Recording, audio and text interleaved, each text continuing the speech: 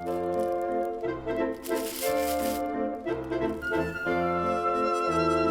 guys, it's Tram. Welcome back to my channel. I'm still alive. Recently, I decided to start painting with Hydroflask because I don't like asking my parents for money. And ever since, I've been receiving a lot of pretty much the same questions asking about how this whole process works.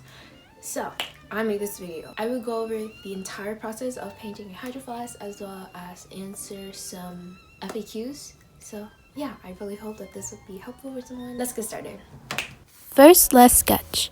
So I like to start out by drawing the general shape of the bottle and then doing a smaller version of the actual design, which by the way is usually modeled after a photo that my customer sends me. During this stage, you can also do practice paintings, but I felt pretty confident about it, so I didn't do one.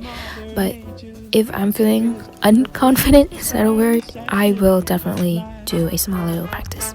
So now we're going to sketch directly onto the bottle, and usually I do that in the middle, and I measure the middle by going directly down from the mouthpiece, but my customer wanted me to cover up the logo, so we're doing it here.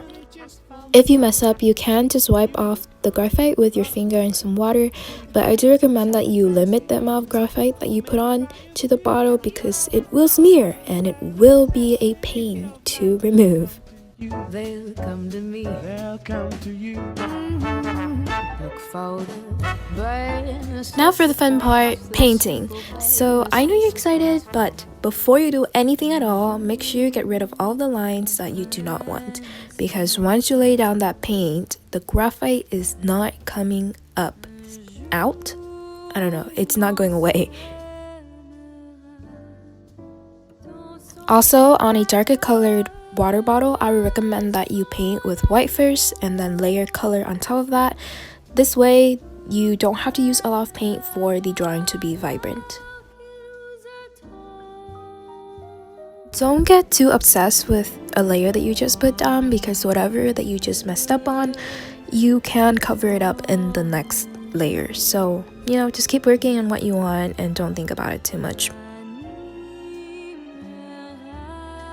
Unless you're trying to blend, then it's best if you let each layer dry completely before you move on. If you still have some leftover pencil marks, wait until your painting has dried completely, and this is very crucial, and then just go in with your finger and some water and wipe it off. And ta-da! Magic! If you messed up, you can also scrape it off just with your fingernails. Don't use anything too sharp.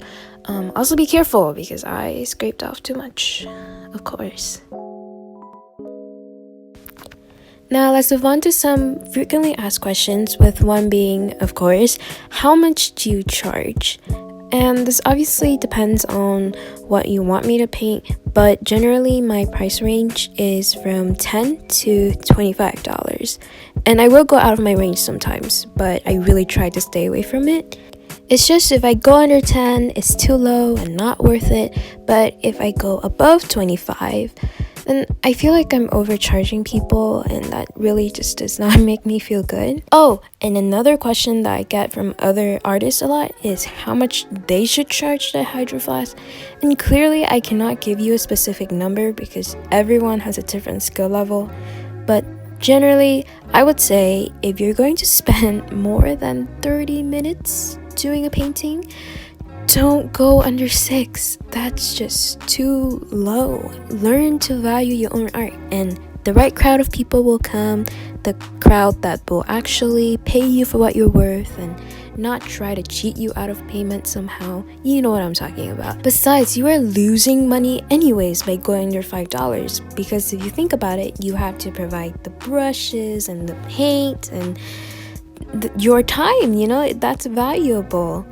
Okay, sorry, I got a little too heated with that. The next question is, what do you do with the leftover paint? My answer to that is just put it in your sketchbook and save it for later.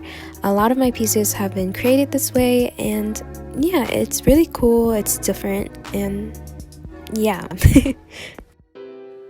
The last step is to apply some Mod Podge, and this is the stuff that is going to make your painting waterproof, scratch proof, damage proof. I'm serious when I say this, okay? Don't leave the bottle open for a long period of time. You can get sick from the fume. Just pour a little bit onto some scrap paper and apply with an old brush. Crack open a window or something, I don't know. Also, let the layers dry in between. If it starts to look a little something like this, you know, stop applying and just let it dry. Mod Podge does come on super milky looking, but it does clear up over time. So yeah, don't stay calm.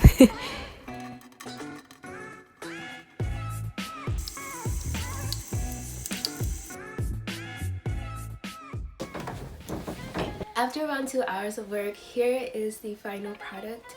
I am so excited and just proud of myself. Also, huge thanks to Jenny for getting me the footage. I forgot to film the final product. I really hope that you guys enjoyed this video and found it helpful. If you have any more questions, feel free to comment them down below. I will be back soon with a new video, but until then, stay weird, stay beautiful, and I'll see you in the next video. Bye!